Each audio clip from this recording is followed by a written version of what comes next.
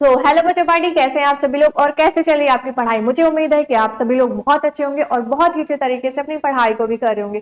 तो प्यारे बच्चों, आज के इस वन शॉट क्लास में हम लोग पढ़ने वाले हैं बायोलॉजी का 6वां चैप्टर, जिसका नाम है प्राकृतिक संसाधनों का संपोषित प्रबंधन। ठीक है, आज हम लोग इस चैप्टर को बहुत अच्छी तरीके से और पूरे डिटेल के साथ पढ़ने वाले हैं और साथ ही साथ क्वेश्चन की ढेर सारी प्रैक्टिस भी करने वाले हैं कि यहाँ पे समझेंगे कैसे कैसे क्वेश्चन होते हैं जो हमारे बोर्ड एग्जाम में पूछे जाते हैं। तो आप सभी लोग तैयार हैं तो एक बार जल्दी से कमेंट करके बता देंगे कि यस दीदी, हम सभी लोग तैयार हैं इस तैयारी से क्लास को करने के लिए। ठीक है, आपके जितने भी डाउट्स होंगे इस वीडियो को देखने के बाद वो सारे के सारे क्लियर होने वाले हैं। और यहाँ पे थोड़ा सा मैं आप लोगों को बता देती हूँ कि मैंने आप सभी लोगों के लिए यानी कि क्लास 10 बिहार बोर्ड के जितने भी प्यारे प्यारे बच्चे हैं उन सभी के लिए मैं कंप्लीट साइंस के एक वन शॉट प्रहार सीरीज लेकर आई हूँ, जिसमें आप सभी लोगों को कंप्लीट साइंस के वन शॉट वीडियोस देखने के लिए मिलेंगे और उन वीडियोस की हेल्प से आप सभी लोग अपने बोर्ड एग्जाम की तैयारी को और भी बेहतर बना सकते हैं। ठीक है, ऑलरेडी हमने केमिस्ट्री के और फिजिक्स के भी जो हमारे चैप्टर्स हैं उनके जो वन शॉट वीडियोस थे ऑलरेडी कवर हो गए हैं, उनके जो वीडियो हैं वो चैनल पे अपलोड कर दिए गए हैं। साथ ही साथ बायोलॉजी के भी सारे चैप्टर जो हैं वो भी चैनल पे अपलोड कर दिए गए हैं। नीचे डिस्क्रिप्शन बॉक्स में प्लेलिस्ट की लिंक दी है, जहां से जाकर आप सभी लोग उन सारे वीडियोस को देख सकते हैं और अपने सारे डाउट्स को क्लियर कर सकते हैं और साथ ही साथ अपने बोर्ड एग्जाम की तैयारी को भी बेहतर बना सकते हैं। ठीक है, तो चलिए वीडियो को स्टार्ट करते हैं और समझते हैं कि जो हमारे प्राकृतिक संसाधन होते हैं इनका जो संपोषित प्रबंधन होता है वो हम किस प्रकार कर सकते हैं। यानी कि इस चैप्टर में जितने भी आपके मोस्ट इंपॉर्टेंट कॉन्सेप्ट्स हैं, ठीक है, टॉपिक्स हैं जो कि आपके एग्जाम में पूछे जाने वाले हैं, उन सभी को हम लोग इस क्लास में एक एक करके डिस्कस करने वाले हैं। पूरे चैप्टर को बहुत अच्छी तरीके से और बहुत ही इंटरेस्टिंग तरीके से बिल्कुल से मौज मस्ती करते हुए समझेंगे। ठीक है, तो सबसे पहले यहाँ पे हम लोग पढ़ते हैं ये जो प्राकृतिक संसाधन हमारे होते हैं इनका जो संपोषित प्रबंधन है, ये तो भाई हमारे चैप्टर का ही नाम है। तो सबसे पहले हम लोग यहाँ पे प्राकृतिक संसाधन को समझते हैं कि हमारे ये प्राकृतिक संसाधन क्या होते हैं। अगर यहाँ पे मैं आप लोगों से बात करूं, ठीक है, आप लोगों को बताऊं कि ये जो प्राकृतिक संसाधन है वो क्या होते हैं, तो देखो वह संसाधन जो हमें प्रकृति के द्वारा मिलते हैं या फिर होते हैं, प्राप्त होते हैं और जीवों के द्वारा इस्तेमाल किए जाते हैं, उसे प्राकृतिक संसाधन कहते हैं।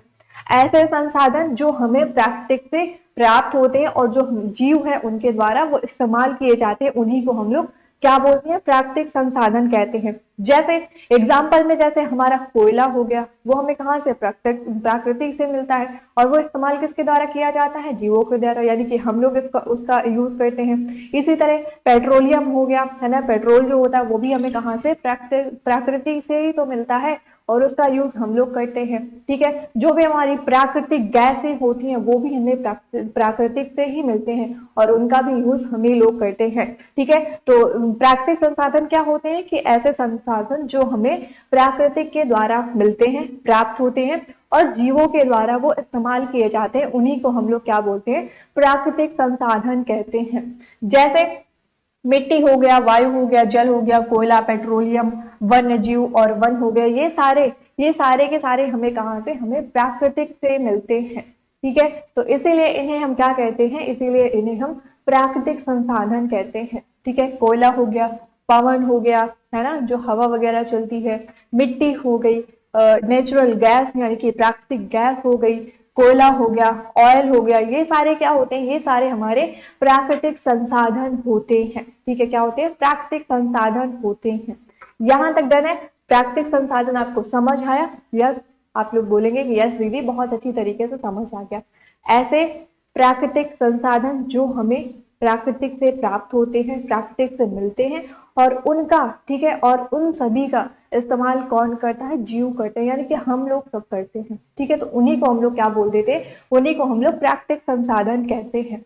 ठीक है, चलो अब यहाँ पे हम लोग पढ़ते हैं कि जो हमारे प्राकृतिक संसाधन है ये कितने प्रकार के होते हैं। ठीक है, जो प्राकृतिक संसाधन होते हैं ये कितने प्रकार के होते हैं, तो ये हमारे मेनली दो प्रकार के होते हैं। पहले हमारे अनवीकरणीय संसाधन होते हैं, दूसरे हमारे नवीकरणीय संसाधन होते हैं। अगर हम लोग अनवीकरणीय संसाधन की बात करें तो इसमें हमारे जीवाश्म ईंधन हो गया, ठीक है, पेट्रोलियम हो गया, प्राकृतिक गैस हो गई और हमारा कोयला हो गया, ये क्या होते हैं, ये हमारे अनवीकरणीय संसाधन होते हैं। अगर वहीं पे हम लोग नवीकरणीय संसाधन की बात करें तो इसमें हमारा वन हो गया, वायु हो गया और जल हो गया। ठीक है, क्या हो गया, जल हो गया। ये हमारे क्या होते हैं, ये हमारे नवीकरणीय संसाधन होते हैं। ठीक है, प्राकृतिक संसाधन कितने प्रकार के होते हैं, दो प्रकार के। पहले कौन से होते हैं, पहले हमारे होते हैं नवीकरणीय, दूसरे हमारे कौन से होते हैं। ठीक है, पहले नवीकरणीय होते हैं, दूसरे अनवीकरणीय, या पहले आप अनवीकरणीय बोल दो, फिर आप नवीकरणीय बोल दो। आपको याद रखने हैं, दोनों याद रखने हैं। आप पहले नवीकरणीय बोलो या फिर अनवीकरणीय बोलो। ठीक है, इसमें आपको कंफ्यूज नहीं होना है। आपको ये याद रखना है कि जो प्राकृतिक संसाधन होते हैं वो दो टाइप्स के होते हैं। ठीक है, नवीकरणीय में हमारा वन, जल, वायु हो गया।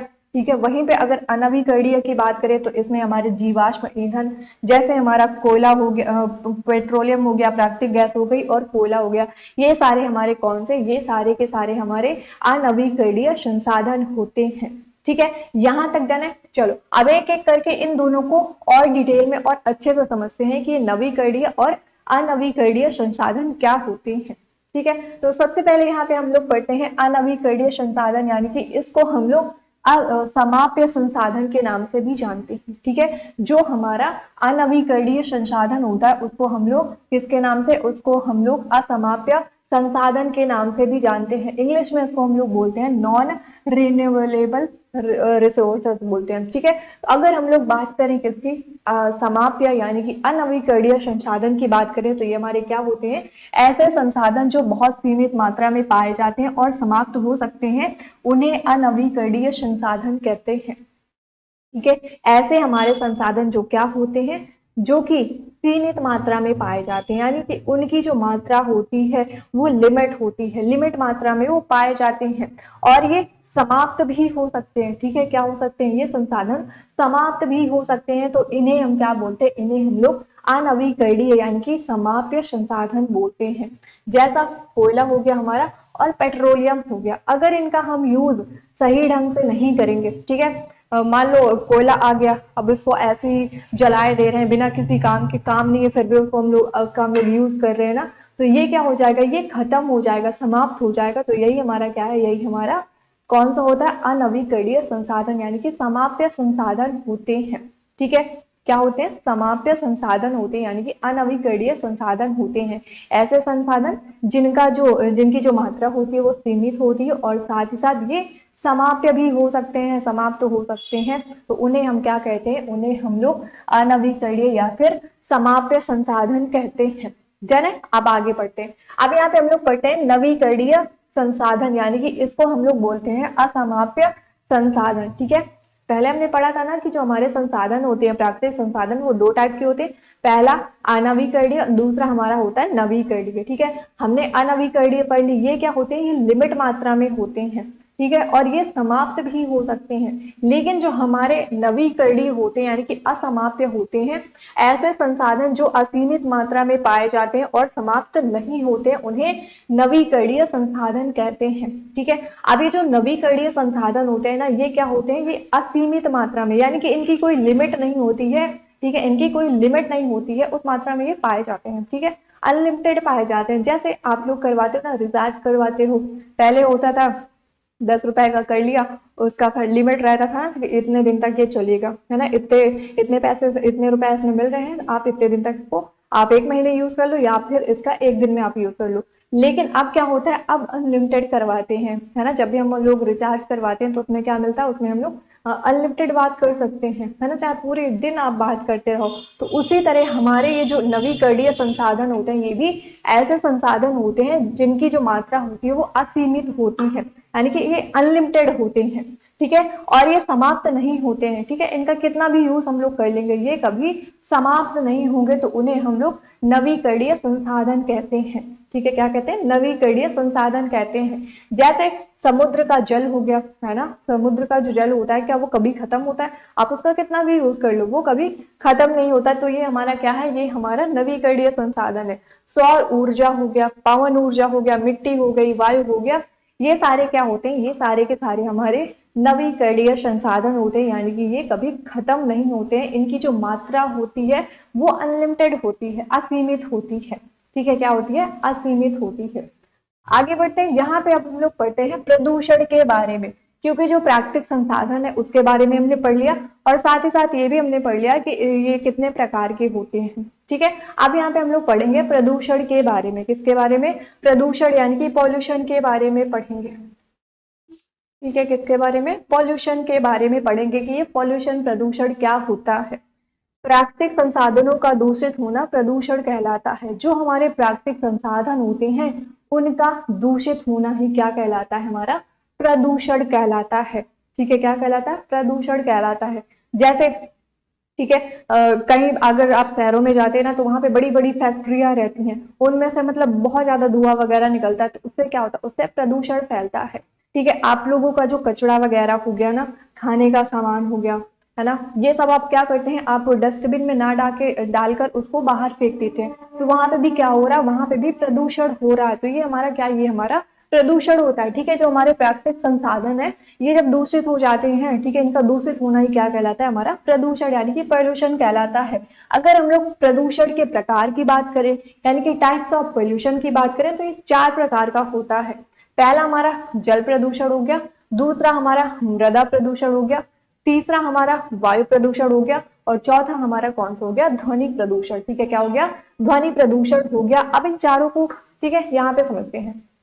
ये जो हमारा जल प्रदूषण होता है, ठीक है, जैसे गंगा जल, आपने सुना होगा ना गंगा सफाई। गंगा सफाई जो होती है, गंगा सफाई योजना हुई थी ना, कब हुई थी? आप लोग मुझे कमेंट करके बताइएगा कि गंगा सफाई जो योजना हुई थी वो कब हुई थी। जो गंगा जी है, ठीक है, वहां पे क्या होता है? वहां पे लोग कूड़ा कचरा सब कुछ डाल देते हैं, तो वो जल जो है उसका वो क्या हो जाता है? वो दूषित हो जाता है। ठीक है, वो क्या हो जाता है? वो दूषित हो जाता है भाई। तो वही हमारा क्या होता है? जल प्रदूषण होता है। अगर हम लोग मृदा प्रदूषण की बात करें, जैसे पॉलिथीन वगैरह होती है ना, खेत होता है, ठीक, तो खेतों में क्या करते हैं? पॉलिथीन वगैरह सब होता है, जो कुछ होता है उसको हम लोग डाल देते हैं। ठीक है, क्या कर देते हैं? पॉलिथीन वगैरह हम लोग डाल देते हैं, तो उससे भी हमारा क्या होता है? जितने भी ठीक है वेस्ट मटेरियल होते हैं हम यूज नहीं करते उनको सब ऐसे ही डाल देते हैं, तो वहां से भी हमारा मृदा प्रदूषण होता है। और अगर हम लोग वायु प्रदूषण की बात करें, ठीक है, वायु प्रदूषण की बात करें तो जैसे अभी मैंने आपको बताया है ना, शहरों में बड़ी बड़ी फैक्ट्रियां होती हैं, वहां पे क्या होता है? वहां ढेर सारा धुआं निकलता है, पॉल्यूशन होता है। ठीक है, तो वही हमारा क्या है? वही हमारा वायु प्रदूषण होता है। ठीक है, हमारी जो वायु होती है वो प्रदूषित होती है। अगर हम लोग ध्वनि प्रदूषण की बात करें, ठीक है, ध्वनि प्रदूषण की बात करें, जैसे आप जब शहरों में जाते हैं तो वहां पे जैसे आप रोड पे निकलते हैं, ढेर सारी बाइक वगैरह चलती हैं, है ना, क्या कभी इधर से हॉर्न आ रही है, चारों तरफ हॉर्न ही और आ रहा है ना। और साथ ही साथ अगर कहीं पे कुछ काम वगैरह हो रहा है तो वहां पे बड़े बड़े माइक रख दिए जाएंगे, है ना, लाउड स्पीकर रख दिए जाएंगे, पूरे फुल वॉल्यूम में गाने सुने जाएंगे, है ना। तो ये हमारा क्या है? ये हमारा ध्वनि प्रदूषण होता है। ठीक है, तो प्रदूषण हमारा क्या होता है? जो हमारे प्राकृतिक संसाधन है उनका दूषित होना ही प्रदूषण कहलाता है। प्रदूषण कितने प्रकार का होता है? 4 प्रकार का। पहला जल, दूसरा मृदा, तीसरा वायु और चौथा हमारा ध्वनि प्रदूषण होता है। ठीक है, आगे बढ़ते हैं। अब यहाँ पे हम लोग पढ़ते हैं पर्यावरण समस्याएं। ठीक है, जो हमारा पर्यावरण है, हमारा जो इन्वायरमेंट है उसकी जो समस्याएं हैं, यानी कि पर्यावरण की समस्याओं को पढ़ते हैं कि पर्यावरण जो हमारा उसकी समस्याएं क्या है। पर्यावरण समस्याएं वैश्विक समस्याएं हैं। ठीक है, जो पर्यावरण की समस्याएं होती है वो कैसी? वो हमारी वैश्विक समस्याएं हैं तथा इनके समाधान अथवा परिवर्तन में हम अपने आप को असहाय पाते हैं। जो पर्यावरण की समस्याएं होती हैं वो कैसी? वो हमारी वैश्विक समस्याएं हैं। इनके समाधान अथवा परिवर्तन में, यानी कि पर्यावरण का जो समस्या है उसके किसमें? उसके परिवर्तन में। ठीक है, उसके परिवर्तन में यानी कि उसको चेंज करने के लिए और उसके समाधान के लिए, उसके हल को खोजने के लिए हम क्या करते हैं? हम खुद को असहाय पाते हैं। इसके लिए अनेक अंतरराष्ट्रीय कानून एवं विनिमय है। ठीक है, इसके लिए क्या है? अनेक अंतरराष्ट्रीय कानून और विनिमय है, बट कोई भी उसका पालन नहीं करता है। कितने भी कानून बन जाए लेकिन कोई भी उसका पालन नहीं करता, बहुत कम ही लोग करते हैं। ठीक है, इसीलिए क्या होता है? ये सारी समस्याएं देखने को मिलती हैं। तथा हमारे देश में भी पर्यावरण संरक्षण हेतु अनेक कानून है। अनेक राष्ट्रीय एवं अंतरराष्ट्रीय संगठन भी पर्यावरण संरक्षण हेतु कार्य कर रहे हैं। ठीक है, ठीक है, हमारे देश में भी क्या है? हमारे देश में भी पर्यावरण संरक्षण हेतु अनेक कानून हैं, लेकिन बताओ कोई फॉलो करता है? वो जो कानून है उसको कोई फॉलो करता है? नहीं करता है ना, बहुत कम ही लोग करते हैं। कानून क्या है? कहेगा कि पेड़ लगाओ, लेकिन हम लोग क्या करते हैं? हम लोग पेड़ को काट देते हैं, उससे बढ़िया रोकड़ा गिन लेते हैं। है ना। तो यही क्या है, यही यही तो सारा है ना पर्यावरण की जो हमारी समस्याएं होती हैं। अनेक अंतरराष्ट्रीय एवं राष्ट्रीय संगठन जो है वो भी क्या कर रहे हैं, पर्यावरण संरक्षण हेतु कार्य कर रहे हैं। ठीक है, क्या कर रहे हैं, कार्य कर रहे हैं। ठीक, डन। चलो अब यहाँ पे हम लोग पढ़ते हैं प्राकृतिक संसाधन प्रबंधन। ठीक है, यहाँ पे हम लोग क्या समझेंगे, यहाँ पे हम लोग समझेंगे ये जो हमारे प्राकृतिक संसाधन है इनका प्रबंधन हम लोग कैसे कर सकते हैं या फिर ये क्या होता है इसको समझते हैं। प्राकृतिक संसाधनों को बचाए रखने के लिए इनके प्रबंधन की आवश्यकता होती है। ठीक है, जो हमारे प्राकृतिक संसाधन है इनको बचाए रखने के लिए क्या होती है, इनके प्रबंधन की आवश्यकता होती है, यानी कि मैनेजमेंट की आवश्यकता होती है। जैसे कोयला वगैरह हो गया है ना, अभी जैसे मैंने बताया कोई भी चीज अगर आपके पास है, ठीक है, कोई भी चीज अगर आपके पास है, अगर आप उसका यूज सही तरीके से नहीं करोगे तो वो क्या हो जाएगी, वो भाई खत्म हो जाएगी, है ना। अगर सही से यूज नहीं करोगे तो क्या होगी, वो खत्म हो जाएगी, है ना। तो उसी का सही से यूज करना ही हमारा क्या कहलाता है, प्रबंधन कहलाता है। ठीक है, बचाए रखने के लिए प्रबंधन की आवश्यकता होती है ताकि यह अगली पीढ़ियों तक उपलब्ध हो सके और संसाधनों का शोषण ना हो। ठीक है, अब ये जो पर्यावरण के संसाधन का जो प्रबंधन होता है ये किस लिए जरूरी होता है, ताकि ये जो संसाधन है ये अगली पीढ़ियों में, ठीक है, अगली पीढ़ियों में क्या हो सके, अगली पीढ़ियों तक सुरक्षित रह सके। ठीक है, अगली पीढ़ियों तक उपलब्ध रह सके, फिर सुरक्षित रह सके। सुरक्षित रहेंगे तभी तो अगली पीढ़ी जो होगी वो यूज करेगी ना उसका, और संसाधनों का शोषण ना हो सके। इसलिए भी क्या होता है, ये जो पर्यावरण संसाधन प्राकृतिक संसाधन प्रबंधन है ये जरूरी होता है। ठीक है, पर्यावरण को बचाने के लिए राष्ट्रीय तथा अंतरराष्ट्रीय अधिनियम है। जो हमारा पर्यावरण है उसको बचाए रखने के लिए क्या है, राष्ट्रीय तथा अंतरराष्ट्रीय अधिनियम है। ठीक है, हमारे पर्यावरण को बचाए रखने के लिए भी क्या है, राष्ट्रीय और अंतरराष्ट्रीय अधिनियम है। ठीक है, जहां तक डन। चलो आगे बढ़ते हैं। अब यहाँ पे हम लोग पढ़ते हैं प्राकृतिक संसाधनों का प्रबंधन की आवश्यकता। यहाँ पे हम लोग समझेंगे कि जो हमारे प्राकृतिक संसाधन होते हैं इनकी जो प्रबंधन की आवश्यकता है वो क्यों होती। अगर पहला नंबर की हम लोग बात करें, पहले पॉइंट की बात करें तो ये बहुत सीमित है। ठीक है, जो प्राकृतिक संसाधन हमारे होते हैं ये क्या है, ये बहुत हमारे सीमित है। पहला तो ये आवश्यकता हो गई। ठीक है, पहला कारण ये हो गया। दूसरा है प्राकृतिक संसाधनों के संपोषित विकास के लिए। ठीक है, दूसरी जो आवश्यकता है वो क्यों है, ये जो हमारे प्राकृतिक संसाधन है इनका संपोषित विकास के लिए भी प्राकृतिक संसाधनों के प्रबंधन की क्या होती है, आवश्यकता होती है। तीसरा पॉइंट दिया विविधता को बनाने के लिए। ठीक है, जो विविधता होती है उसको बचाने के लिए भी क्या होती है, प्राकृतिक संसाधनों का जो प्रबंधन होता है उसकी आवश्यकता होती है। अगला पॉइंट दिया है पारिस्थितिक तंत्र को बचाने के लिए। ठीक है, अगला पॉइंट क्या दिया है, पारिस्थितिक जो हमारा तंत्र होता है इसको भी बचाने के लिए ये आवश्यकता होती है, प्राकृतिक संसाधनों को दूषित होने से बचाने के लिए। ठीक है, अगला पॉइंट यहाँ पे क्या दिया है, अगला पॉइंट दिया है जो हमारे प्राकृतिक संसाधन है उनको दूषित, ठीक है, दूषित होने से बचाने के लिए भी ये प्रबंधन क्या होता है, आवश्यक होता है। अगला पॉइंट दिया है संसाधनों को समाज के सभी वर्गों में उचित वितरण और शोषण से बचाना। ठीक है, जो हमारे प्राकृतिक संसाधन है उनको समाज के सभी वर्गों से उचित वितरण और शोषण से बचाना भी क्या है, ये आवश्यक होता है। ठीक है, क्यों, क्योंकि जो हमारे समाज वाले लोग हैं, ठीक है, जितने भी वर्ग वाले लोग हैं उनसे उचित वितरण और शोषण से बचाए रखने के लिए भी इसकी आवश्यकता होती है।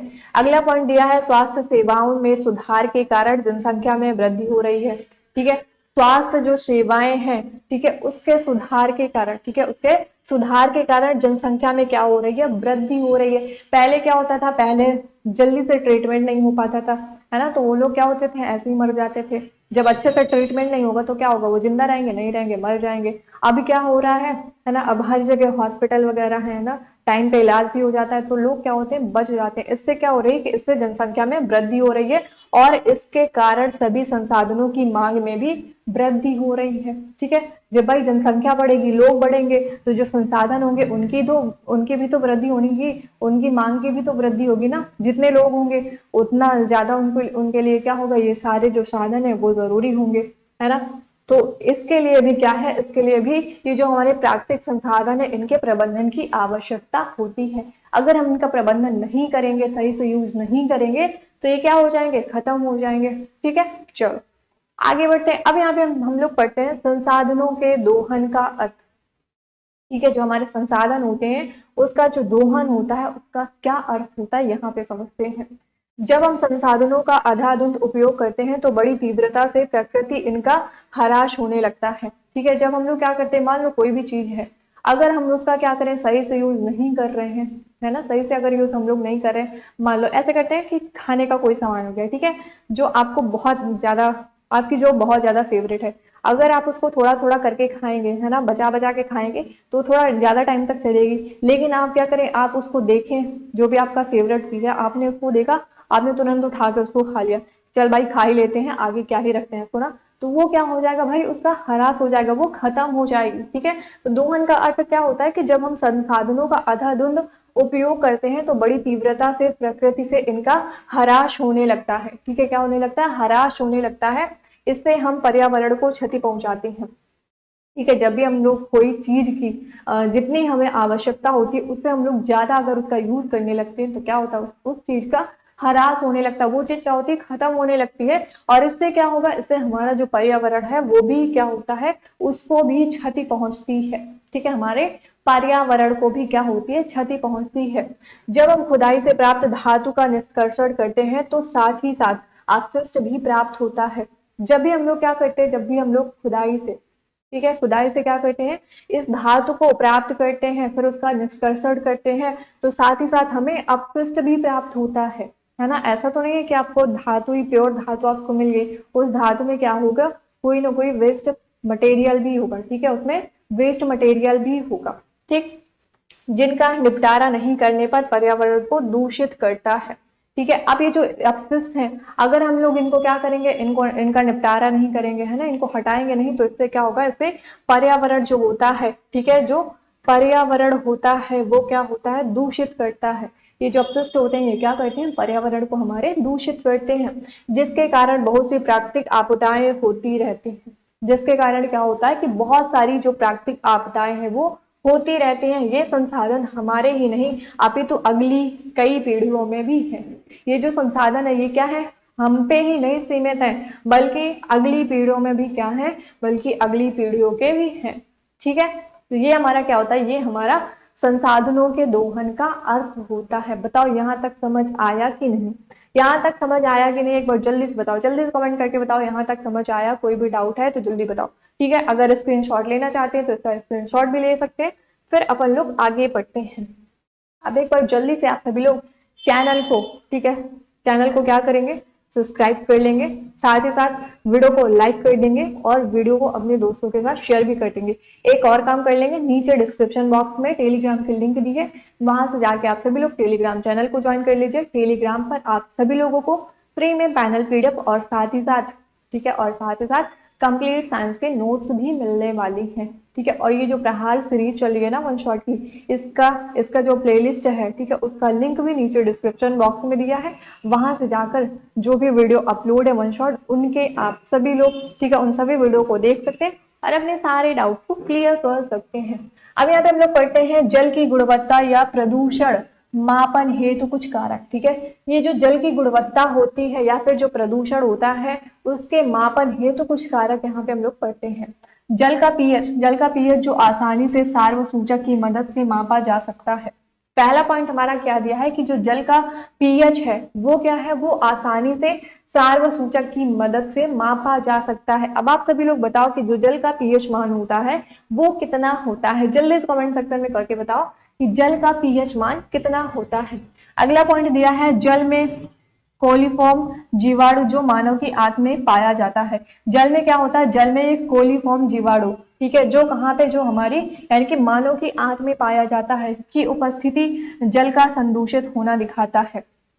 अगर जल में क्या है, ये कोलीफॉर्म जीवाणु है, ठीक है, अगर जल में, हमारे पानी में, हमारे वाटर में क्या है, ये कोलीफॉर्म जीवाणु है, अगर उपस्थित है, प्रेजेंट है, तो जल का संदूषित होना दिखाता है। तो ये क्या प्रदर्शित करता है कि जल जो हमारा वो संदूषित है। ठीक है, क्या है, हमारा जल संदूषित है।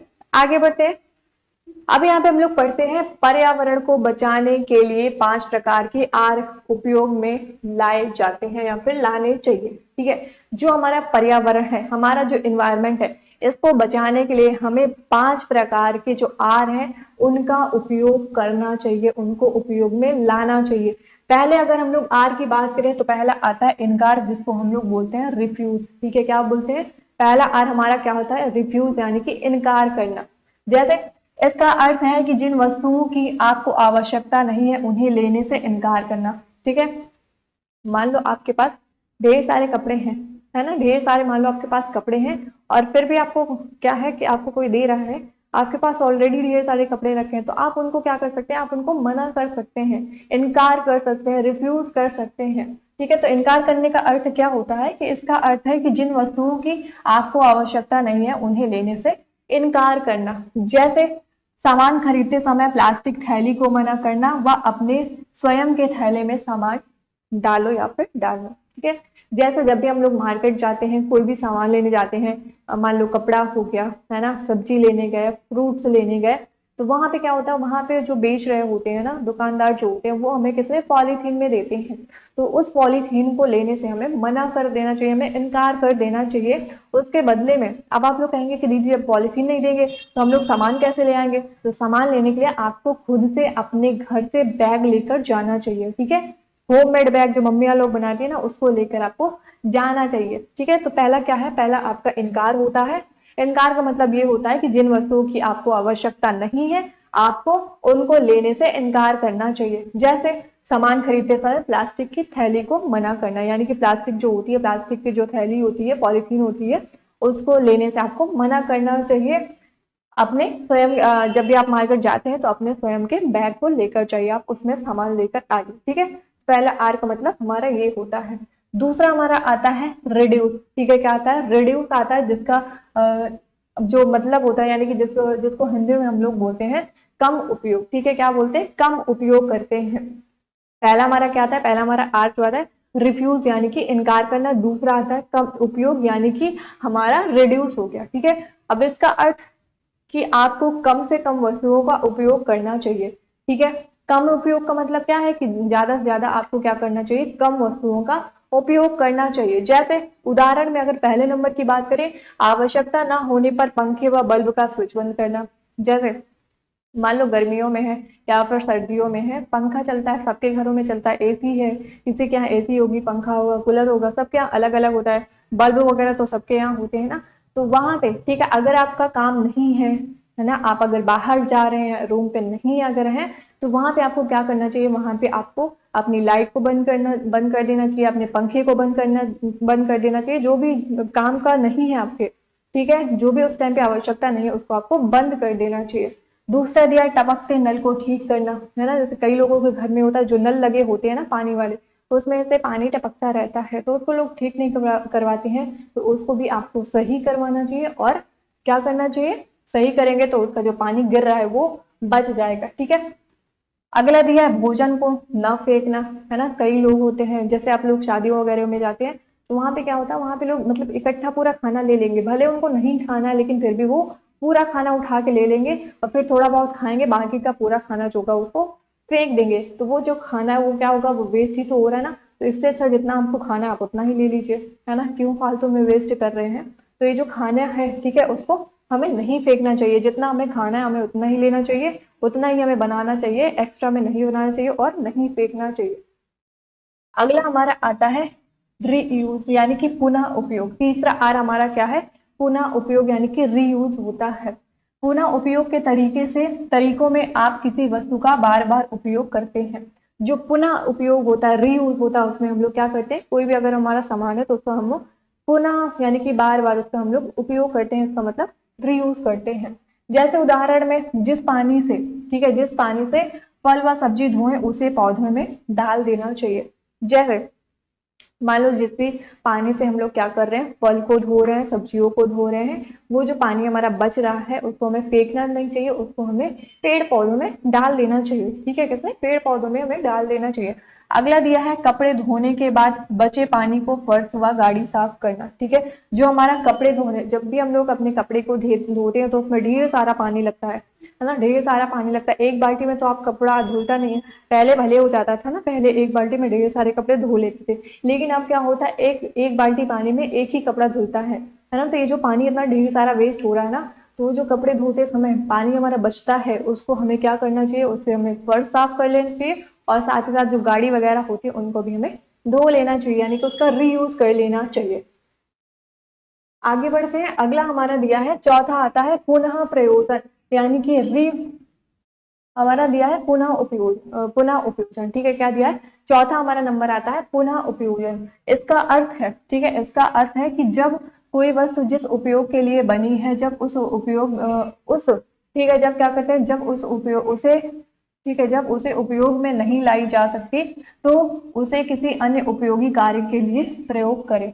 ठीक है, जैसे मान लो कोई भी चीज है, जिस भी चीज के लिए उसका यूज होता है उसका यूज नहीं कर रहे हैं तो उसका जो यूज है हमें दूसरी चीजों में करना चाहिए। जैसे मान लो यहाँ पे बॉटल कहाँ गई, बॉटल नहीं है, ठीक है, आज बॉटल नहीं है ना, डेली आपको दिखा देगा ना जो बॉटल होती है, कांच का सामान हो गया, ग्लास हो गई, कप हो गए, बॉटल हो गया ना, ये जितने भी चीजें होती हैं, मान लो अगर ये टूट जाती हैं, किसी कारण टूट गई, ठीक है, तो वो जो टूट गई ना, तो उनको आपको फेंकना नहीं चाहिए, उनसे आप सुंदर सुंदर सुंदर सुंदर क्या बना सकते हैं, गमले बना सकते हैं जिनमें आप पेड़ पौधे बना सकते हैं। ठीक है, क्या कर सकते हैं, पेड़ पौधे लगा सकते हैं। जैसे टूटे फूटे चीनी मिट्टी के बर्तनों में पौधे उगाना, है ना, जो प्लास्टिक की बोतल हो गई, कांच के जो ग्लास वगैरह हो गए, कप हो गए, जार हो गया, जब ये टूट जाते हैं तो इनमें क्या करना चाहिए, इनको हमें फेंकना नहीं चाहिए, इनमें हमें बढ़िया सुंदर सुंदर से पौधे लाना चाहिए और उनको लगा देना चाहिए, जिससे हमारा घर भी अच्छा दिखेगा और उसका यूज भी हो जाएगा। ठीक है, चलो आगे बढ़ते हैं, अगला हमारा पांचवा आता है पुनः चक्रण। ठीक है, क्या आता है, पुनः चक्रण, जिसको हम लोग रिसाइकल बोलते हैं। ठीक है, पांचवा आर हमारा क्या आता है, पुनः चक्रण, यानी कि रिसाइकल आता है। इसका अर्थ है कि आपको प्लास्टिक, कागज, कांच, धातु की वस्तुएं तथा ऐसे ही पदार्थ, ठीक है, ऐसे ही पदार्थ का पुनः चक्रण करके उपयोगी वस्तुएं बनानी चाहिए। ठीक है, रिसाइकल का मतलब क्या होता है कि जो हमारा प्लास्टिक हो गया, कागज हो गया, ठीक है, हमारा कांच हो गया, धातु की वस्तुएं हो गई, ऐसे जो हमारे पदार्थ होते हैं इनका हमें पुनः चक्रण करना चाहिए, यानी कि रिसाइकल करके इनको हमें क्या करना चाहिए, वस्तुएं बनानी चाहिए और फिर से इनका उपयोग करना चाहिए। जैसे प्लास्टिक, कांच, धातु आदि को कबाड़ी वाले को दे दें, है ना, जैसे हमारा प्लास्टिक हो गया, कांच हो गया, इन सभी का जो भी हमारा वेस्ट निकलते हैं उनको हमें फेंकना नहीं चाहिए, जो कबाड़ी वाले आते हैं हमें उनको दे देना चाहिए। ठीक है, तो वो क्या करते हैं, वो इसका रिसाइकल करके पुनः उपयोग कर लेते हैं। यहाँ पे नोट पॉइंट दिया हुआ है कि पुनः इस्तेमाल उपयोग, ठीक है, पुनः इस्तेमाल या फिर उपयोग पुनः चक्रण से बेहतर है क्योंकि इसमें ऊर्जा की बचत होती है। ठीक है, जो पुनः इस्तेमाल होता है वह पुनः चक्रण से क्या होता है, बेहतर होता है। ठीक है, जो पुनः उपयोग होता है वो किससे, वो पुनः चक्रण से यानी कि रिसाइकल से बेहतर होता है। क्यों, क्योंकि इसमें ऊर्जा की बचत होती है। किसकी बचत होती है, ऊर्जा की बचत होती है। डन, तो 5 आर जो हमारे थे समझ आए, बताओ समझ आए या नहीं। ठीक है, बिल्कुल समझ आए। आगे बढ़ते हैं, अब यहाँ पे हम लोग पढ़ते हैं संपोषित विकास के बारे में। ठीक है, किसके बारे में, अब यहाँ पे हम लोग पढ़ते हैं संपोषित विकास के बारे में कि ये संपोषित विकास जो होता है ये क्या होता है। ठीक है, संपोषित विकास पढ़ते हैं कि क्या होता है ये। देखो ये जो हमारा संपोषित विकास होता है, ठीक है, इसका मतलब क्या होता है, अगर इसके हम लोग पहले पॉइंट की बात करें, ठीक है, पहले पॉइंट की अगर बात करें तो मनुष्य की वर्तमान आधारभूत आवश्यकताओं की पूर्ति एवं विकास को प्रोत्साहित करना। ठीक है, संपोषित विकास का मतलब क्या है, इसका जो पहला पॉइंट दिया है कि मनुष्य जो है, जो ह्यूमंस है, उनका जो वर्तमान आधारभूत जो आवश्यकताएं हैं, ठीक है, उनकी जो हमारी आधारभूत आवश्यकताएं हैं उनकी पूर्ति एवं विकास को प्रोत्साहित करना।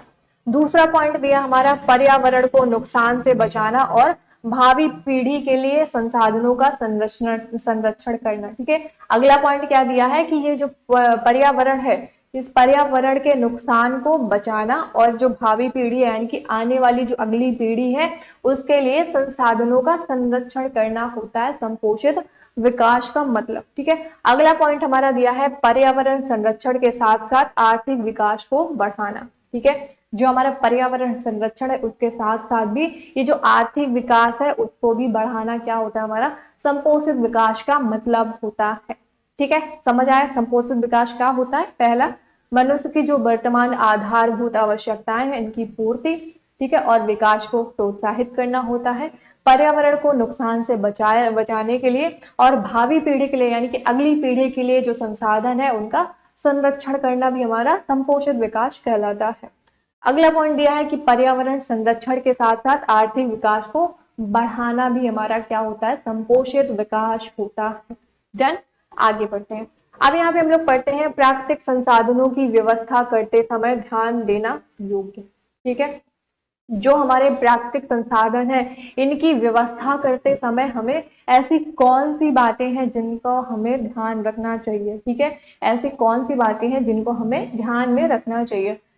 ठीक है, यहाँ पे हमारा हेडिंग क्या दिया हुआ है, यानी कि पहला पॉइंट हमारा क्या दिया है कि दीर्घकालिक दृष्टिकोण। ठीक है, पहला क्या दिया है, पहला दिया है दीर्घकालिक दृष्टिकोण, जिसमें ठीक है इसका पहला पॉइंट हमारा दिया है ये प्राकृतिक संसाधन भावी पीढ़ियों तक उपलब्ध हो सके। ठीक है, ये जो प्राकृतिक संसाधन है ये संसाधन भावी पीढ़ी यानी कि आने वाली अगली जो पीढ़ी है, जैसे अभी आप लोग हैं, आप लोगों की शादी होगी है ना, फिर आप लोगों के बच्चे होंगे है ना, उनके बच्चे होंगे, यानी ऐसे ही जो पीढ़ी होगी वो चलती जाएगी। तो ये जो पीढ़ी है उसके लिए जो प्राकृतिक संसाधन है ठीक है ये उपलब्ध हो सके। ठीक है, ये क्या हो सके, ये उपलब्ध हो सके। अगला पॉइंट दिया है इनका वितरण सभी समूहों में समान रूप से हो, ना कुछ। ठीक है, इनका ये जो वितरण है, ठीक है, इनका जो वितरण है ये सभी समूह में क्या हो, समान रूप से हो, ना कि कुछ प्रभावशाली लोगों को ही इनका लाभ हो। ठीक है, ये जो हमारा प्राकृतिक संसाधन है इसकी व्यवस्था करते समय हमें क्या ध्यान रखना चाहिए, पहला कि जो प्राकृतिक संसाधन है ये भावी पीढ़ियों के लिए उपलब्ध हो सके। दूसरा दिया है वितरण। ठीक है, इनका जो वितरण है वो सभी लोगों तक, ठीक है, यानी कि सभी समूहों तक क्या होना चाहिए, समान रूप से होना चाहिए। ये नहीं कि अगर कोई बड़ा लोग है किसके पास ज्यादा पैसा है ना, वहीं पे कोई अमीर गरीब लोग है तो उस पर क्या है डिफरेंस करते हैं ना कि अमीर वाला उसको ज्यादा दे दे, जो गरीब है उसको कम दे दे, तो ये नहीं करना चाहिए। ठीक है, प्रभावशाली लोगों को इसका लाभ हो सके। अगला पॉइंट दिया है कि अपशिष्टों के सुरक्षित निपटान का भी प्रबंधन होना चाहिए। जितने भी हमारे वेस्ट होते हैं उनको उनका जो सुरक्षित निपटान होता है उसके लिए भी क्या होना चाहिए, प्रबंधन होना चाहिए। ठीक है, क्या होना चाहिए, प्रबंधन होना चाहिए। तो ये बातें हमें क्या करना चाहिए, ये बातें हमें जब हम लोग प्राकृतिक संसाधन की व्यवस्था करते हैं तो ये सारी बातें हमें ध्यान में रखनी चाहिए। अब यहाँ पे हम लोग पढ़ते हैं वन्य एवं वन्य जीवन संरक्षण। ठीक है, यहाँ पे क्या पढ़ेंगे, यहाँ पे हम लोग पढ़ेंगे वन्य एवं वन्य जीवन संरक्षण के बारे में पढ़ते हैं कि वन्य और वन्य जीवन ये जो संरक्षण है ये क्या है। ठीक है, वन्य जैव विविधता के तप्त स्थल है। जैव विविधता को संरक्षित रखना प्राकृतिक संरक्षण के प्रमुख उद्देश्यों में से एक है, क्योंकि विविधता के नष्ट होने से पारिस्थितिक स्थायित्व नष्ट हो सकता है। क्या कह रहा है कि जो हमारे वन है, ठीक है, जो हमारे क्या है, जो हमारे वन है, जो हमारे जंगल है, ये जैव विविधता के तप्त स्थल है। ठीक है, ये क्या है, ये जैव विविधता के तप्त स्थल है। जैव विविधता जो है उसको सुरक्षित रखना प्राकृतिक संरक्षण के प्रमुख उद्देश्यों में से क्या है, एक है। ठीक है, क्या है, प्राकृतिक, ये जो प्राकृतिक संरक्षण है इसके प्रमुख उद्देश्यों में से क्या है, एक है, क्योंकि विविधता के नष्ट होने से पारिस्थितिक जो स्थायित्व है वो नष्ट हो सकता है। ठीक है, क्या हो सकता है, नष्ट हो सकता है। ठीक, बताओ समझ आए। ये जो हमारी जैव विविधता होती है, वन जो है, जंगल जो है, ये क्या है, ये जैव विविधता के तप्त स्थल है। जैव विविधता को सुरक्षित रखना क्या है कि जो हमारा प्राकृतिक संरक्षण है, ठीक है, जो हमारा प्राकृतिक संरक्षण है इसके प्रमुख उद्देश्यों में से एक है। ठीक है, क्योंकि अगर ये विविधता नष्ट हो जाएगी, ठीक है, विविधता अगर नष्ट हो जाएगी तो हमारा जो पारिस्थितिक स्थायित्व है ये भी क्या होगा, ये भी नष्ट हो सकता है। ठीक है, चलो यहाँ तक डन है, आगे बढ़ते हैं। अब एक बार जल्दी से क्लास को शेयर करेंगे अपने दोस्तों के साथ ही साथ चैनल को सब्सक्राइब भी कर लेंगे, वीडियो को लाइक कर देंगे। ठीक है, अगर कोई भी पॉइंट समझ नहीं आया तो कमेंट करके जरूर पूछेगा। ठीक है, और साथ ही साथ नीचे डिस्क्रिप्शन बॉक्स में टेलीग्राम की लिंक दी है, वहां से जाके आप सभी लोग टेलीग्राम चैनल को ज्वाइन कर सकते हैं। टेलीग्राम पे आप सभी लोगों को फ्री में पैनल पीडीएफ और साथ ही साथ फ्री में पूरी साइंस की यानी कि कंप्लीट साइंस की जो नोट्स है वो भी आपको प्रोवाइड की जाएगी। अब यहाँ पे पढ़ते हैं जैव विविधता को। ठीक है, क्या पढ़ते हैं, जैव विविधता को पढ़ते हैं कि जैव विविधता क्या है। जैव विविधता किसी एक क्षेत्र में पाई जाने वाली विविध स्पेसीज की संख्या है। ठीक है, जो हमारी जैव विविधता है ये किसी एक क्षेत्र में पाए जाने वाली विविध, ठीक है, स्पीसीज की संख्या है, जैसे पुष्पी पादप हो गए, पक्षी हो गए, कीट हो गए, सरीसृप हो गए, जीवाणु हो गए आदि। ठीक है, जैव विविधता क्या है? जैव विविधता हमारी किसी एक क्षेत्र में पाई जाने वाली विविध स्पीसीज की संख्या है, जैसे पुष्पी पादप, कीट हो गए, पक्षी हो गए, सरीसृप हो गए और हमारे जीवाणु हो गए। अगर हम लोग तप्त स्थल की बात करें, ठीक है, अभी पीछे एक आया था ना, एक वर्ड आया था तप्त स्थल। तो तप्त स्थल क्या होता है? ऐसा क्षेत्र जहां अनेक प्रकार की संपदा पाई जाती है। ठीक है, तप्त स्थल क्या होते हैं? तप्त स्थल हमारे वो स्थल होते हैं जहां पर अनेक प्रकार की संपदा पाई जाती है। अब यहाँ पे हम लोग पढ़ते हैं दावेदार के बारे में। ठीक है, क्या पढ़ते हैं? दावेदार के बारे में पढ़ते हैं कि ये दावेदार क्या होता है। ऐसे लोग जिनका जीवन कार्य किसी चीज पर निर्भर हो वो उसके दावेदार होते हैं। ठीक है, ऐसे लोग जिनका जो जीवन होता है वो कार्य, ठीक है, वो कार्य या फिर किसी चीज पर निर्भर हो तो वो उसके क्या होते हैं? वो उसके दावेदार होते हैं। ठीक है, क्या होते हैं? उसके दावेदार होते हैं। जन वनों के दावेदार। ठीक है, अगर यहाँ पे हम लोग पढ़े वनों जो हमारे वन होते हैं, जंगल होते हैं, उनके दावेदार की बात करें तो पहला तो हमारे स्थानीय लोग आते हैं। ठीक है, पहले क्या आते हैं? पहले हमारे स्थानीय लोग आते हैं। वन के अंदर एवं इसके निकट रहने वाले लोग अपनी अनेक आवश्यकताओं के लिए वन पर निर्भर रहते हैं। अगर हम लोग स्थानीय लोग की बात करें तो जो स्थानीय लोग होते हैं वो वन के अंदर एवं इसके निकट रहने वाले जो लोग होते हैं अपनी, ठीक है, अपनी अनेक आवश्यकताओं के लिए, ठीक है, अपनी अनेक आवश्यकताओं के लिए वन पर निर्भर रहते हैं। दूसरा पॉइंट हमारा दिया है सरकार और वन विभाग। ठीक है, वनों के अगर दावेदार की बात करें तो पहले तो स्थानीय लोग आते हैं, दूसरे सरकार और वन विभाग आता है। तो सरकार और वन विभाग जिसके पास वनों का स्वामित्व है तथा वे वनों से प्राप्त संसाधनों का नियंत्रण करते हैं। जो सरकार होती है और वनों के जो क्या होते हैं, जो वन विभाग वाले होते हैं लोग, वो क्या करते हैं? सरकार और जो वन विभाग है जिनके पास, ठीक है, वो वनों का क्या करते हैं? वनों का स्वामित्व है। ठीक है, वो क्या है? वो वनों के स्वामित्व है तथा वे वनों से प्राप्त संसाधनों का नियंत्रण करते हैं। ठीक है, वो क्या करते हैं? वो वनों से प्राप्त जो संसाधन होते हैं उसका नियंत्रण करते हैं। यहाँ तक डन? बताओ, जल्दी बताओ, यहाँ तक डन है कि नहीं? अगर स्क्रीनशॉट लेना है तो जल्दी से लेंगे, फिर अपन लोग आगे बढ़ते हैं। अब यहाँ पे हम लोग पढ़ते हैं वन उत्पादों पर निर्भर व्यवसायी। ठीक है, जहाँ पे पढ़ते हैं समझते हैं कि ये जो वन होते हैं इनके उत्पादों पर जो निर्भर व्यवसायी होते हैं वो क्या है। ठीक है, तो ऐसे छोटे व्यवसायी जो तेंदुपत्ती, ठीक है, जो तेंदुपत्ती का उपयोग बीड़ी बनाने से लेकर कागज, ठीक है, कहाँ तक? बीड़ी बनाने से लेकर कागज तक विभिन्न वन उत्पादों का उपयोग करते हैं, परंतु वे वनों के किसी एक क्षेत्र पर निर्भर नहीं करते हैं। देखो, ये जो हमारे वन उत्पादक पर निर्भर व्यवसायी होते हैं ये क्या होते हैं कि ऐसे छोटे व्यवसायी जो तेंदुपत्ती, ठीक है, जो तेंदु की पत्ती होती है उसका उपयोग करके क्या बनाते हैं? बीड़ी बनाने से लेकर कागज तक, ठीक है, बीड़ी बनाने से लेकर कागज तक विभिन्न, ठीक है, विभिन्न वन उत्पादों का उपयोग करते हैं, परंतु वे वनों के, ठीक है, वो क्या होते हैं? वो वनों के किसी एक क्षेत्र पर निर्भर नहीं करते हैं। वो क्या होते हैं? वो वनों के एक क्षेत्र पर निर्भर नहीं करते हैं। अगर यहाँ पे हम लोग बात करें, किसकी बात करें? वन्य जीव और पर्यावरण प्रेमी की। ठीक है, किसकी बात करें? वन्य जीव और पर्यावरण प्रेमी की बात करें तो ये क्या होते हैं? वन जीवन एवं प्रकृति प्रेमी जो प्रकृति का संरक्षण इसकी आद्य व्यवस्था में करना चाहते हैं। ठीक है, ये जो वन जीवन एवं प्रकृति जो प्रेमी होते हैं वो क्या करते हैं? वो प्रकृति का संरक्षण इसकी आद्य व्यवस्था से करना चाहते हैं। ठीक है, चाहते हैं।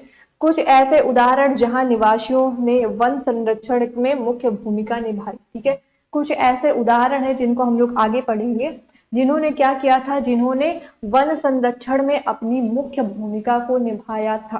ठीक है, अपनी मुख्य भूमिका को निभाया था। अब आगे पढ़ते हैं कि वो कौन से निवासी थे जो जिन्होंने क्या किया था? वन संरक्षण के लिए मुख्य भूमिका निभाई थी।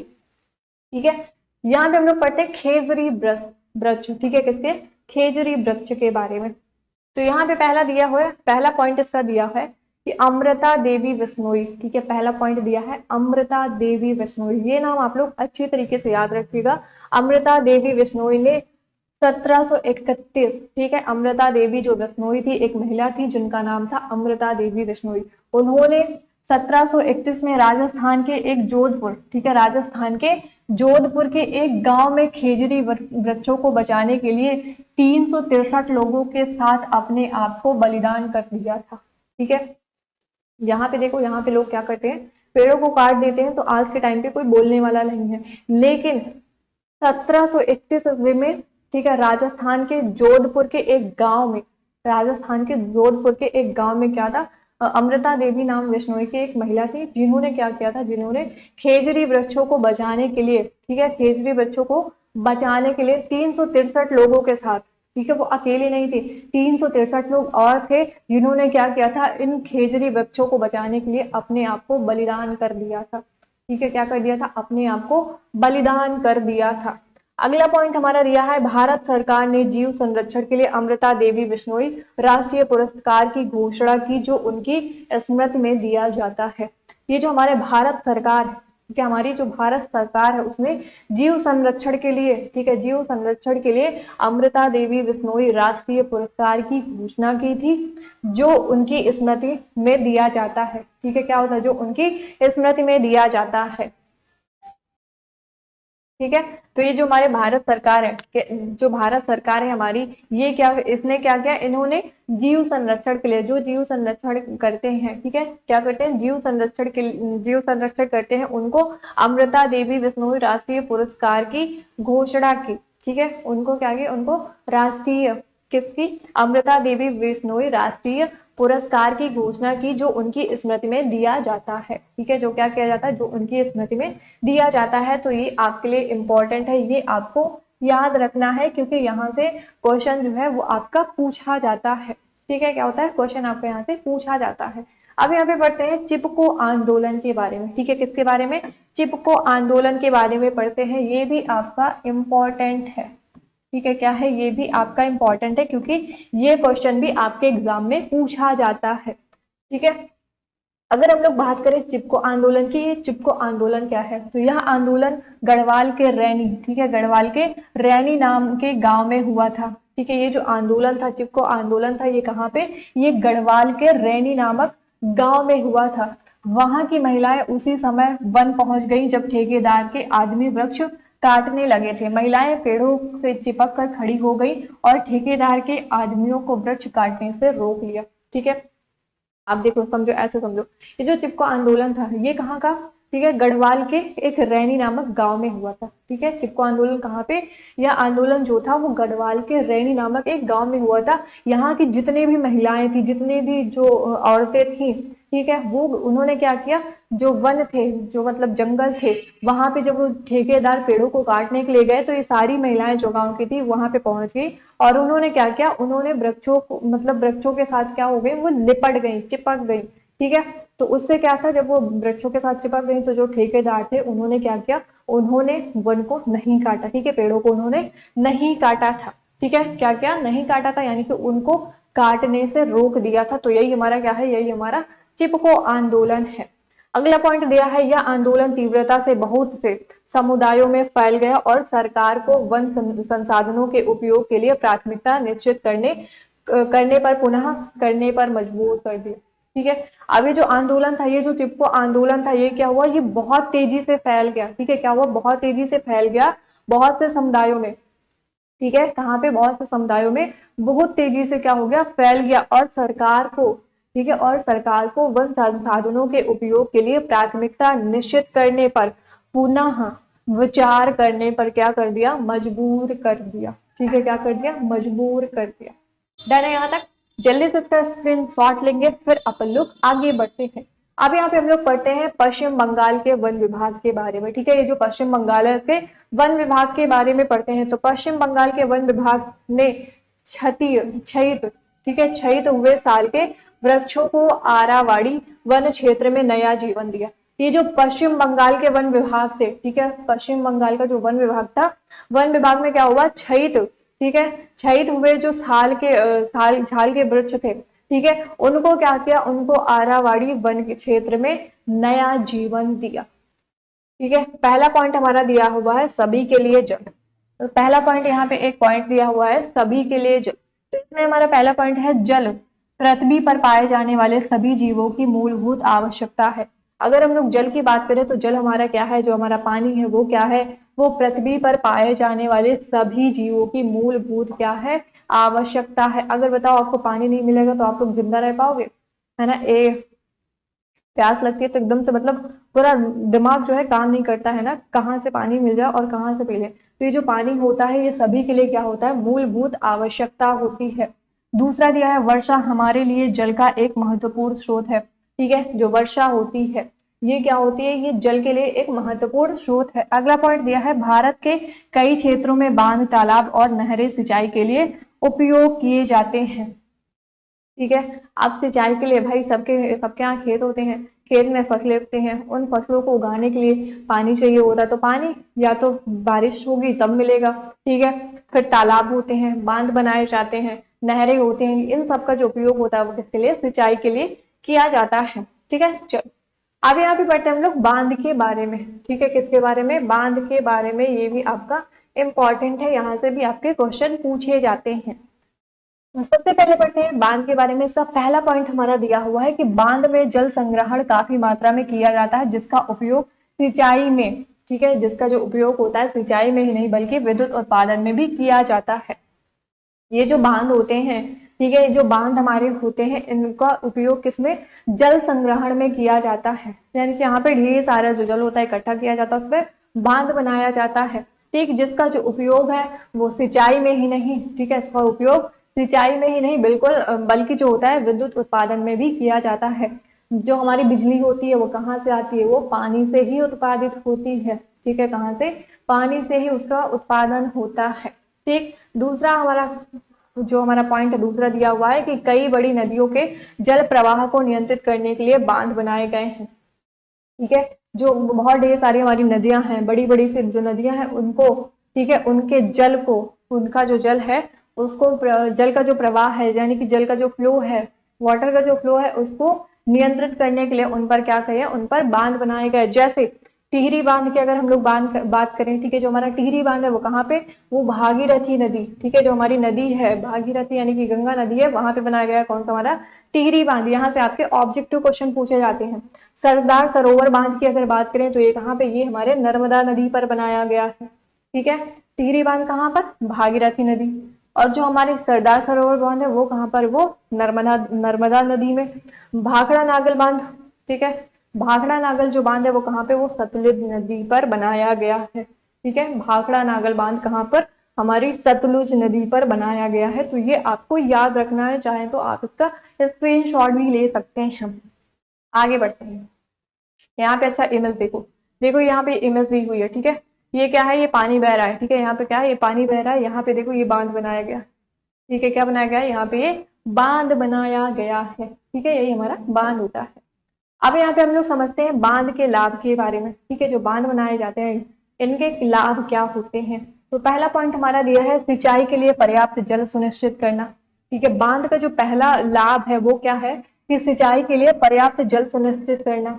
दूसरा दिया है विद्युत उत्पादन। ठीक है, दूसरा क्या दिया है, जो बहुत ढेर बड़े बड़े बांध होते हैं वहीं पे क्या होता है, विद्युत उत्पादन किया जाता है। तीसरा हमारा दिया क्षेत्रों में जल का लगातार वितरण करना। ठीक है, जो क्षेत्र है वहां पे जल का लगातार वितरण करना, ये भी हमारा क्या होता है, बांध का एक लाभ होता है। अब आप सभी लोगों को पता है ना, कि जो चीजें होती हैं, जितनी भी चीजें होती हैं उनका लाभ भी होता है लेकिन उनसे हमें हानियां भी होती हैं। तो हमने बांध के तो लाभ के बारे में पढ़ लिया, अब यहाँ पे हम लोग पढ़ेंगे बांध से हानियों के बारे में, यानी कि जो बांध है उससे क्या क्या हानियां हो सकती हैं। पहला दिया है सामाजिक समस्याएं। ठीक है, पहला क्या दिया, पहला दिया सामाजिक समस्याएं। बड़ी संख्या में किसान एवं आदिवासी विस्थापित होते हैं। अब देखो जहां पे भी ये बांध बनाए जाते हैं, अब वहां पे ऐसा तो नहीं है ना कि इतनी सी जगह पे ही बांध बन जाएगा, है ना, इतनी सी जगह हो गई यहाँ पे उन्होंने बांध बना दिया, नहीं। बांध बनाने के लिए बहुत ढेर सारी जमीन चाहिए होती है। ठीक है, तो उसके आसपास के जो गांव होते हैं, जो लोग वगैरह होते हैं, वो क्या कर दिए, वो विस्थापित कर दिए जाते हैं, वो वहां से हटा दिए जाते हैं। और वहां से हटाने के बाद उनको कोई भी मुआवजा भी नहीं दिया जाता। तो ये भी इसका क्या है, बांध का एक लाभ, सॉरी, हानि होती है। ठीक है। दूसरा दिया है उन्हें मुआवजा भी नहीं मिलता, है ना, वही जो मैंने बताया, जो वो किसान है, वहां के आदिवासी जो हैं, जो लोग वहां पे रहते हैं, उनको हटा दिया जाता है वहां से, लेकिन उनको क्या करता है, उनको मुआवजा भी नहीं मिलता है। तो ये क्या होता है, ये हमारे बांध की हानि होती है, पहली हमारी सामाजिक समस्या। दूसरा दिया है पर्यावरण समस्याएं। ठीक है, दूसरा क्या दिया है, पर्यावरण समस्याएं दिया है। वनों का क्षय होता है, जब बांध बनाए जाते हैं भाई, ढेर सारी जमीन चाहिए, तो वहां पे जो जंगल वगैरह होंगे, पेड़ पौधे होंगे, उनको भी काट दिया जाता है, तो इससे हमारा क्या होता है, वनों का क्षय होता है। अगला दिया है जैव विविधता को हानि, हमारे जैव विविधता को भी हानि पहुंचती है।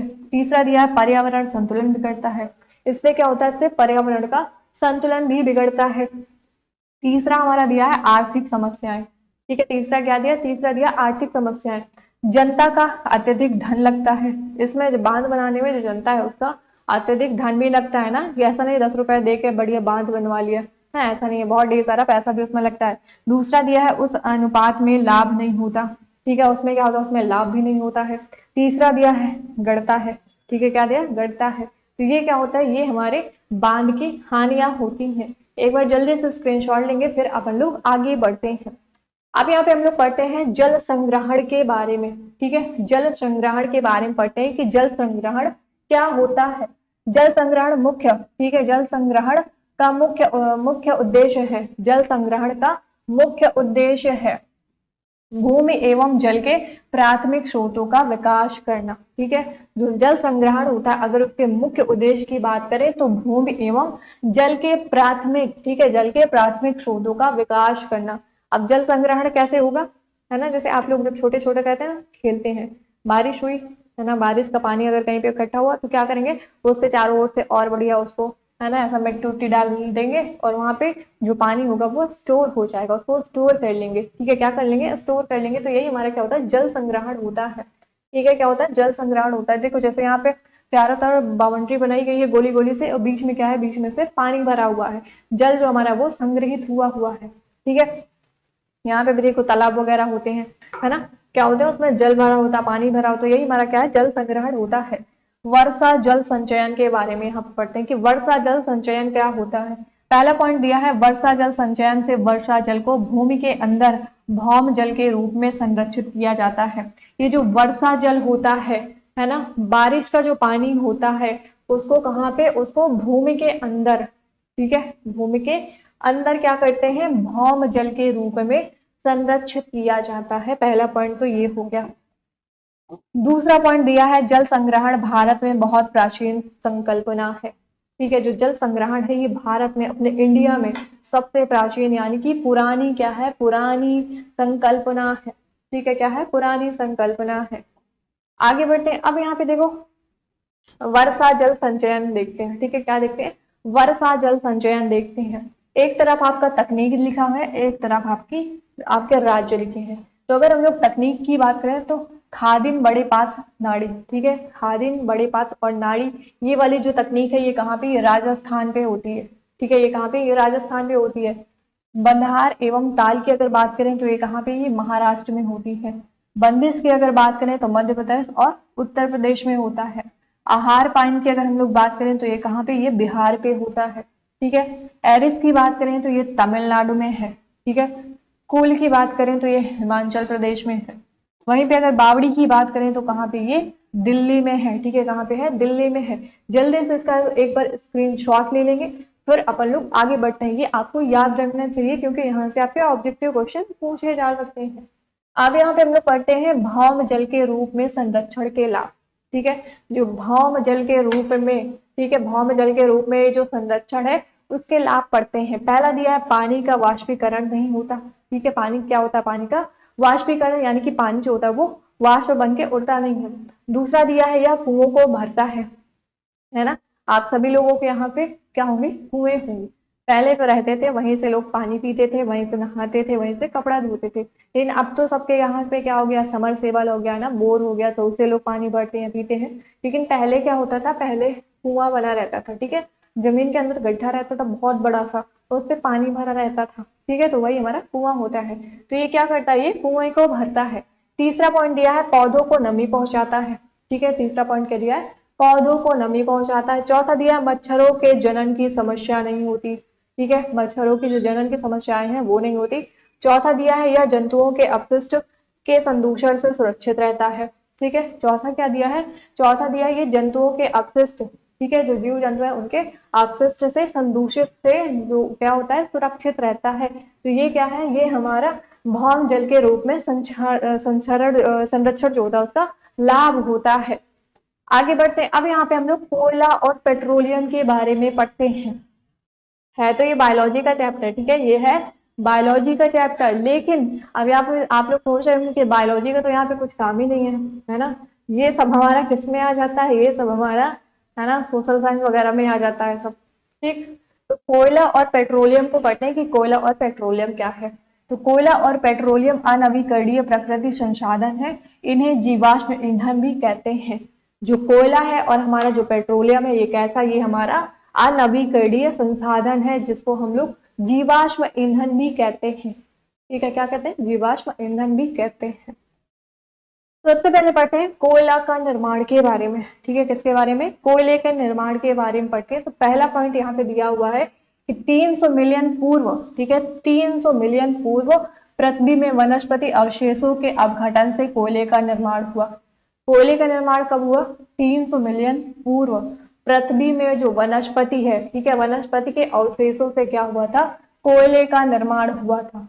दूसरा पॉइंट दिया है वर्तमान दर से प्रयोग करने पर कोयला अगले 200 वर्ष, ठीक है, अगर हम लोग बात करें प्रेजेंट की बात करें, वर्तमान दर के प्रयोग से अगर हम लोग बात करें, ठीक है, तो इसका जो उपयोग है वो अगले 200 वर्ष तक ही उपलब्ध रह सकता है।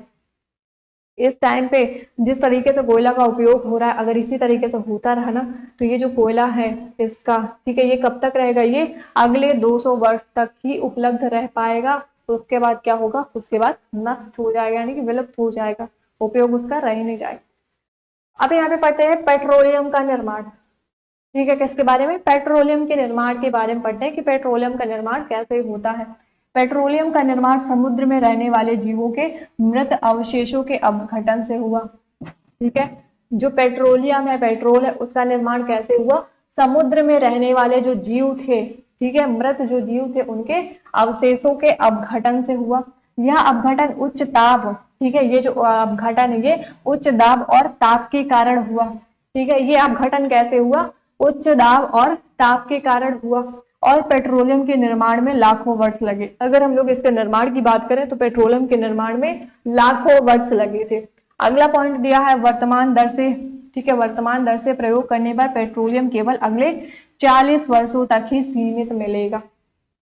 जैसे इस टाइम का अगर पेट्रोल का जो यूज हो रहा है, अगर इसी तरीके से होता रहा ना, तो इसका, ठीक है, इसका जो वो है, मतलब प्रयोग है, वो अगले 40 वर्षों तक ही रहेगा। इसलिए क्या हो रहा है कि अब पहले पेट्रोल से गाड़ियां चलती थी, लेकिन अब क्या है, अब सीएनजी से चल रही हैं, है ना, अब क्या है, अब सीएनजी से चल रही हैं। तो इसी तरह अगर पेट्रोल से ही चलती रहेंगी तो इसका उपयोग जो है वो हम अगले 40 वर्षों तक ही कर पाएंगे, उसके बाद इसका जो उपयोग है वो नष्ट हो जाएगा।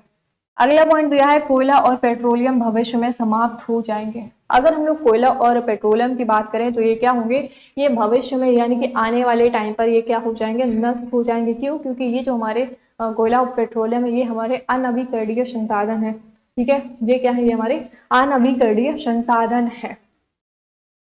आगे बढ़ते हैं, अब यहाँ पे हम लोग पढ़ते हैं जीवाश्म ईंधन के प्रयोग में होने वाली हानि। ठीक है, जो जीवाश्म ईंधन है इसके प्रयोग से होने वाली हानियों के बारे में पढ़ते हैं। तो सबसे पहले हमारा आता है वायु प्रदूषण। ठीक है, क्या आता है हमारा, वायु प्रदूषण आता है। अगर हम लोग वायु प्रदूषण की बात करें तो कोयला और हाइड्रोकार्बन के दहन से बड़ी मात्रा में carbon monoxide, carbon dioxide, nitrogen oxide उत्पन्न होती है, जो वायु को प्रदूषित करती है। ठीक है, कोयला, जो हमारा कोयला होता है और हमारा हाइड्रोकार्बन है, इसके दहन से, इसके जलने से क्या होती है, बड़ी मात्रा में carbon monoxide, carbon dioxide, nitrogen oxide, ये गैस क्या होती है, उत्पन्न होती है, जिससे हमारा जो वायु है वो क्या होता है, वो प्रदूषित होता है। ठीक है, तो पहला हमारा क्या होता है, पहला हमारा वायु प्रदूषण होता है। ठीक है, इससे बीमारियां भी होती हैं। अगर बीमारियों की बात करें तो यह दूषित वायु कई प्रकार की श्वसन समस्याएं उत्पन्न करती है और कई रोग। ठीक है, ये जो हमारा प्रदूषण है, वायु प्रदूषण जो है ये क्या करता है, ये कई प्रकार की श्वसन समस्याएं उत्पन्न करती हैं और कई तरीके के रोग उत्पन्न करते हैं, जैसे दमा हो गया, खांसी का कारण बनती है। तो ये जो हमारी बीमारियां होती है, इससे कौन सी, इनसे हमारी दमा हो गई और ये क्या होता है, खांसी का कारण बनता है। ठीक है, अगला पॉइंट यहाँ पे हमारा दिया हुआ है वैश्विक ऊष्मन। ठीक है, क्या दिया है हमारा, वैश्विक ऊष्मन दिया है। तो जीवाश्म ईंधनों के दहन से, ठीक है, जो हमारे जीवाश्म ईंधन होते हैं, जो हमारा कोयला हो गया है ना, पेट्रोलियम वगैरह हो गया, इन सभी के दहन से क्या होता है, कार्बन डाइऑक्साइड गैस उत्पन्न होती है। ठीक है, CO2 यानी कि हमारी कार्बन डाई जो ऑक्साइड गैस होती है, ये क्या होती है, ये हमारी उत्पन्न होती है।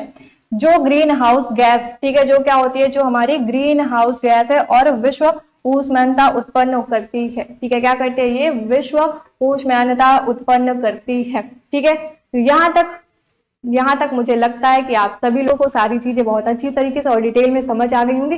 अगर कोई प्रॉब्लम है, किसी भी चीज को लेकर कोई भी डाउट है, तो आप सभी लोग नीचे डिस्क्रिप्शन बॉक्स में सभी लोग आप नीचे कमेंट बॉक्स में कमेंट करके बता सकते हैं।